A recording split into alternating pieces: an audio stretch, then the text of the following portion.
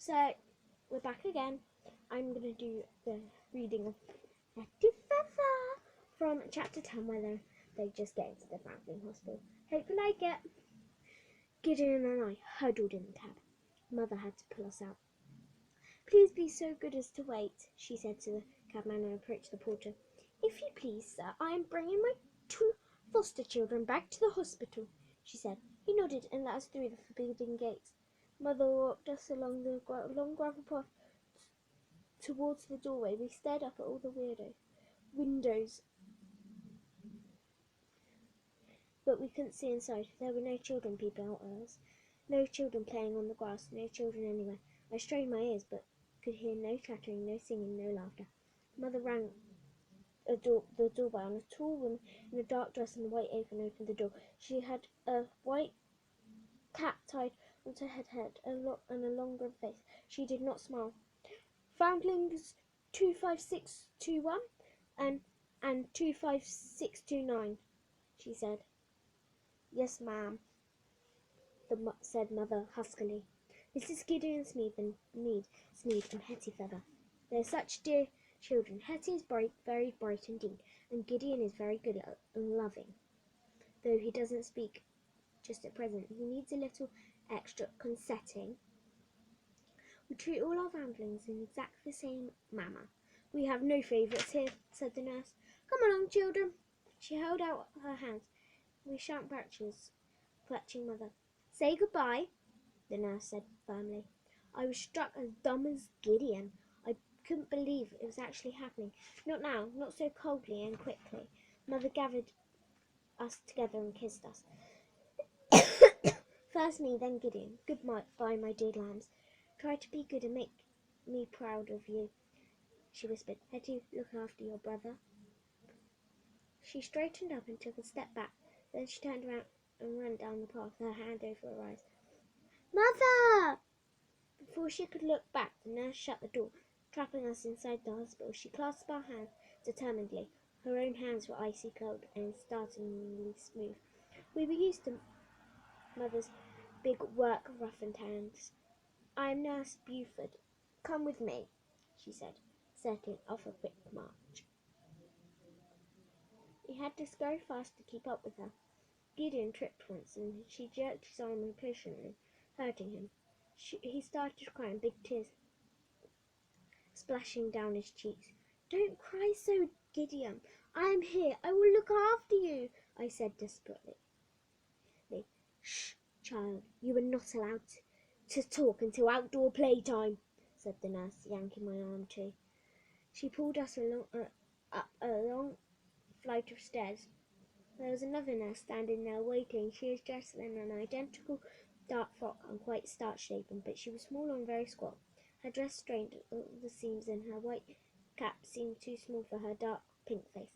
She had little eyes, prominent nostrils, and several chins, looking for all the world like a pig in a bonnet. I gave a little snort, half laughing, half crying. Be quiet, child, she snapped. She seized me by the shoulders and propelled me to my right. My head jerked round. Tall, grim Nurse Buford was propelling Gideon the other way. Oh no, if you please, Nurse, Gideon and me. We have to stay together. I am not a nurse. I am Matron Peters. Now come along, child. You cannot go with your brother. The small girl's wing is this way, said Pig-faced Peters. But you don't understand. He's only little. He can't manage without me. Nonsense. It's not nonsense, I shouted, stopping in my tracks. I have to look after Gideon. I promise, Mother. You must forget all about your foster mother. Now, you are a foundling child, and you will obey our rules. Our boys and girls live separately, and so will you. Then let me say goodbye to Gideon. Let me explain to him. Oh, please, stop this ridiculous fuss this instant, Hetty Feather. I won't stop. You are very cruel and wicked, and I hate you, I cried. I twisted my wrist out of her grasp and ran to the other way, after Gideon. Gideon! Oh, Gideon! I shouted. He was dragging his feet and drooping, his boots barely supporting him. He looked round, his eyes wide, his mouth with a great O of terror. The fat pig trot of fingers seized me by the shoulders. She hauled me along, kicking and screaming, marching me to the right, away from my poor brother. "How dare you behave so atrociously? You'll be sorry, my girl, very sorry." She pushed me into a strange cold room with small bathtubs in orderly rows. "Right, missy, take your clothes off instantly. You need a bath." I stared at her. "But I've had a bath. I'm clean as clean. Look." "Country clean," she said scornfully. "You need a good scrubbing to get rid of all those nasty bugs and beasties.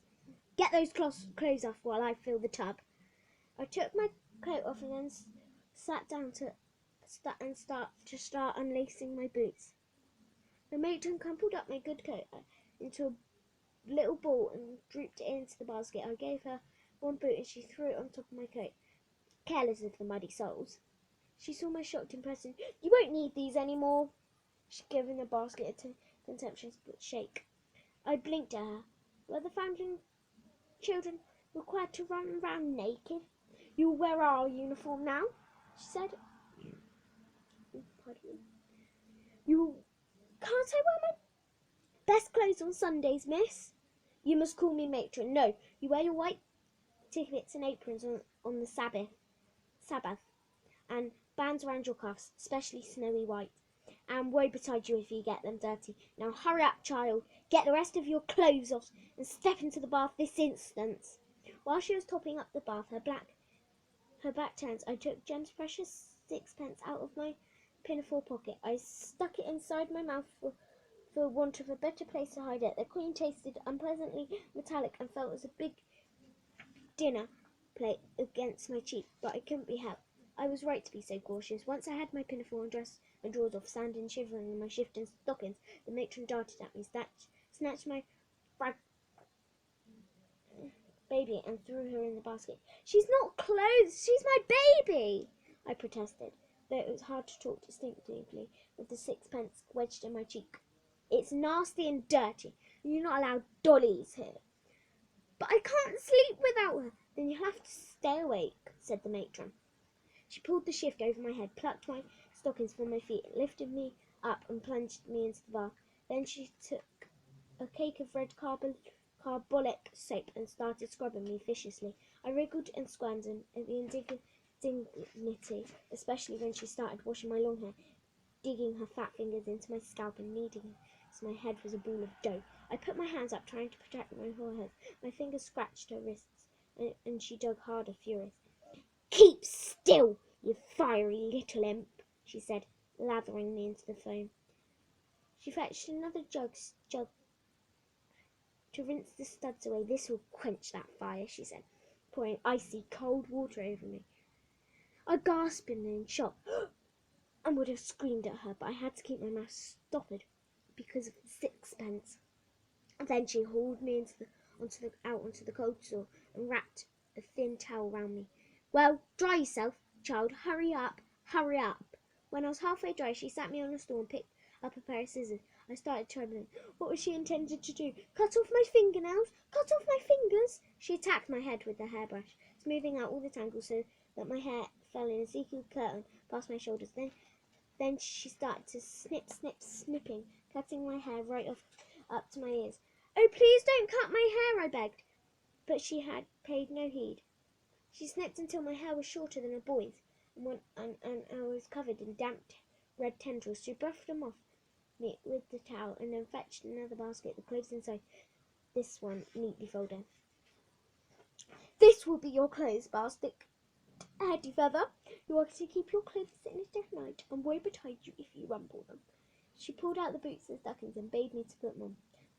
The stockings were stiff and bunched at the toes and with repeated darning, and the boots were too big for my small feet. I told matron, but she didn't appear to care. "Put your dress on now, the right way round, you silly child. I will tie your apron for you." I hesitated. "Where are my new undergarments?" I saw something white in my basket, but it was simply a strange old-fashioned cap. There was no shift, no drawers, nothing. I sidled over to them. "Leave them alone. They're going to be disposed of straight away." "But Miss Matron, I have no drawers," I said, agonized. The matron face went even pinker. "You do not wear such garments here," she said. "Now put that dress on at once."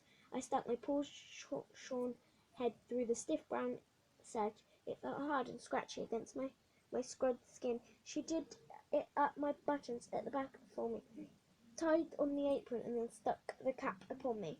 There, Matron marched me over to the speckled mirror in the stone slab sinks. Respectable at last! I stared at the forlorn figure in the mirror. Was that weird little creature in the cap really me? I shook my head violently, but the girl in the mirror shook her head back at me. "Now you will join the other infant girls. Come with me." I hung back, fidgeting. "Please, Miss Matron, I need the privy," I blurted.